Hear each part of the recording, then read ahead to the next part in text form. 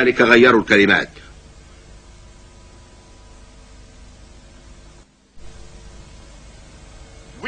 ونحن نعتقد أن موسى كتب ما يسمى بالأسفار الخمسة، تلك الكتب الخمسة الأولى باستثناء الترانيم الأخيرة القليلة وسفر التثنية.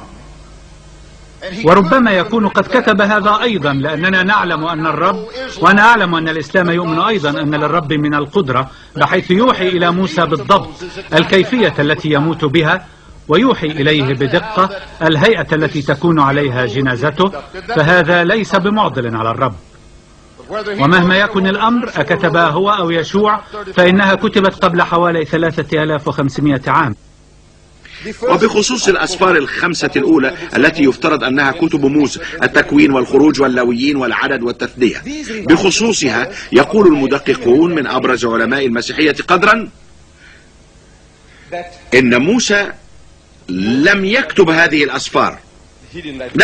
الأسفار، وإنه ليس مؤلفها. المؤلفون مؤلف التكوين أول أسفار موسى مكتوبة بين قوسين، والخروج ثاني أسفار موسى بين قوسين، واللاويين ثالث أسفار موسى بين قوسين، والعدد رابع أسفار موسى بين قوسين، والتثنية خامس أسفار موسى بين قوسين. وإني أتساءل لماذا توضع بين قوسين؟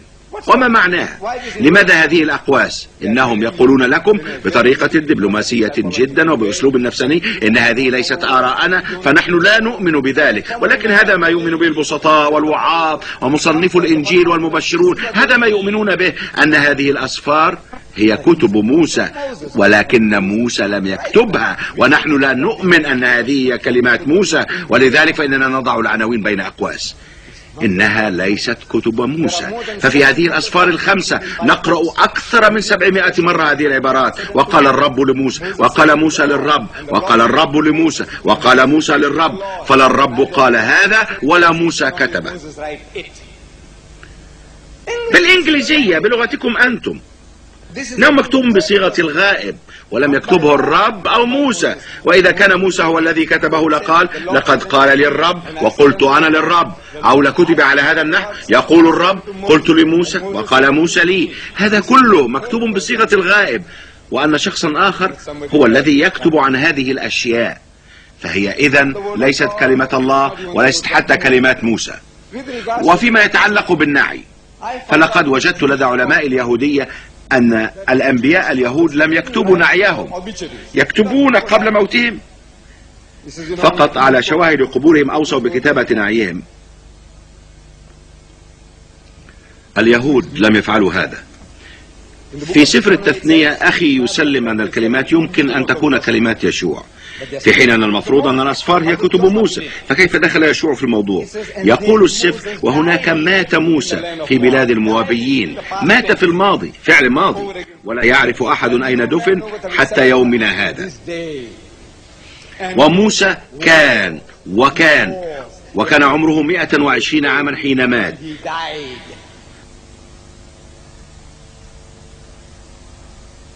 والآن نأتي لما ذكره البعض حول تعدد وكثرة روايات الإنجيل. في الحقيقة هذا قول غير صحيح، فلا توجد إلا رواية واحدة فقط من الإنجيل، وتوجد ترجمات كثيرة. وباستمرار فإن علماءنا يتجادلون حول الترجمات المختلفة. فنسخة الملك جيمس، وهو المصطلح الذي نستعمله كما استعملته على نحو غير صحيح، هي في الحقيقة إحدى الترجمات. ونشرت ترجمات أخرى كانت تنقيحا لترجمة الملك جيمس.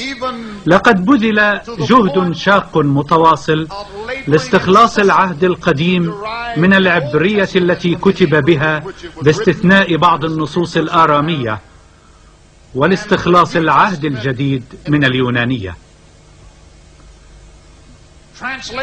ولكن بعض الترجمات غير صحيحة كما نعتقد، ولذلك فإني شخصيا أفضل الملك جيمس. لقد حاول الأخ سواغرت أن يفهمنا أن الترجمات والنسخ شيء واحد، وأنهما نفس الشيء. نحن المسلمين لدينا عدد من ترجمات القرآن، وحتى في الترجمة إلى الإنجليزية التي نهض بها أناس كثيرون مثل يوسف علي ومحمد باكتول وبادي وغيرهم، فلدينا ترجمات إلى الإنجليزية قام بها أناس مختلفون. والترجمات المختلفة تعني اختلافا في اختيار الكلمات، اختيار وانتقاء الكلمات حين نترجم عبارة من العربية إلى الإنجليزية. الاختلاف إذن في اختيار الكلمات. أما النسخ فأمرها مختلف تماما. انظروا هنا، أنا أمسك بيدي هذا الإنجيل الذي لا يعترف به الأخ سواغر، وكثيرون جدا من البروتستانت لا يعترفون بأنه كلمة الله. هذه هي نسخة الكنيسة الكاثوليكية من الإنجيل، نسخة إنجيل دوي أورينز. يحتوي هذا الإنجيل على 73 سفرا، إنه موسوعة مكونة من 73 سفرا، ويزيد ب7 أسفار عن الإنجيل الذي يقسم عليه الأخ سواغر، أعني نسخة الملك جيمس. هذه هي نسخة الملك جيمس التي يقسم بها الأخ سواغر. في مجلته الإيفانجيليست عدد ديسمبر 1985 يسأل أحدهم الأخ سواغر عن الإنجيل هل هو كلمة الله، وبين قوسين يقول أنا أعني نسخة الملك جيمس. في مجلتك الإيفانجيليست عدد ديسمبر 1985 بخصوص نسخة الملك جيمس، لقد استبعدت نسخة الملك جيمس تلك الأسفار ال7 الزائدة، استبعدتها ورفضتها. خلاصة القول إن هذه الأسفار ال7 الزائدة لا يقبلها البروتستانت على أنها كلمة الله. أنتم تستعملون مصطلحات فنية مثل أبوكريفا، وهي كلمة لا تعرف الجماهير المسيحية معناها. ما معنى أبوكريفا؟ معناها مشكوك في أمره، ضعيف، ليس أهلا أن يوضع في كتاب الله، ولهذا السبب استبعدها البروتستانت واعتبروها تلفيقا. هذه الكتب ال7 استبعدت من هنا، لذلك فهذه النسخة لا يقبلها المسيحيون البروتستانت على أنها كلمة الله. هل أنا محق؟ هذه النسخة ليست كلمة الله، إذن نطرحها جانبا. أنا أوافقك، الذي تقوله لي أوافق عليه. أنت تقول هذه ليست كلمة الله، وأنا أقول لك أوافقك وأطرحها جانبا. والآن أنت تقول لي إن هذه هي كلمة الله، نسخة الملك جيمس التي تحتوي على 66 سفرا. نشر هذا الإنجيل أول مرة عام 1611 بأمر من صاحب الجلالة الملك جيمس، الذي لا يزال اسمه موجودا على النسخة حتى اليوم. هذه النسخة المعتمدة. معتمدة من من؟ ليس من الله تعالى، معتمدة من الملك جيمس، هو الذي اعتمدها وليس الله تعالى.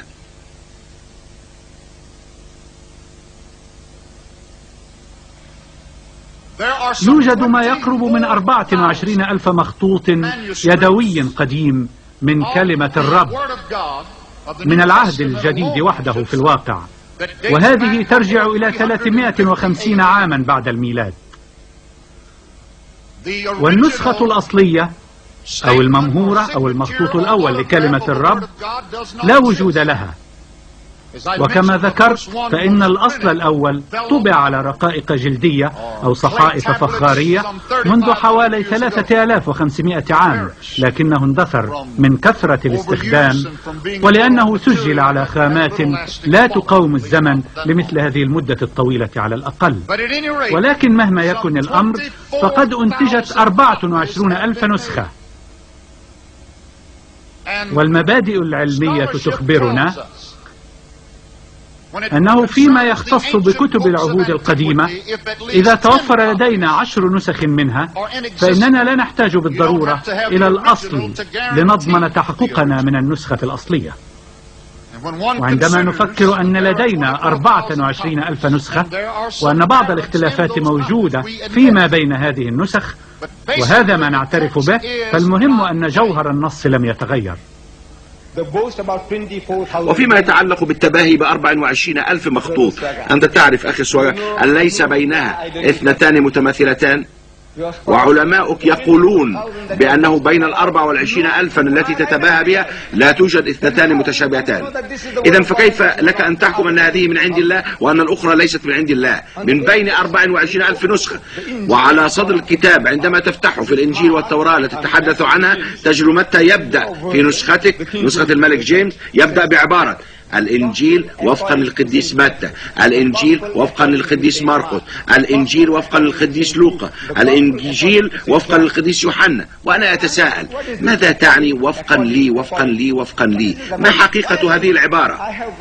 لدي كتب الأخ سواغرت، وفي كتب يقول اللواط أسبابه وعلاجه تأليف جيم سواغرت أو فقط لجيم سواغرت، وهو في كتبه لا يقول وفقا لجيم سواغرت. فلماذا في كتاب الرب تذكر هذه الكلمة وفقا لي وفقا لي وفقا لي وفقا لي؟ هل تعرف لماذا؟ لأن متى لم يوقع باسمه، ولوقا لم يوقع باسمه، ومرقس لم يوقع باسمه، ويوحنا لم يوقع باسمه. فهذه الكتب مؤلفوها مجهولون، كتب غفل من أسماء مؤلفيها ثم تنسب لله.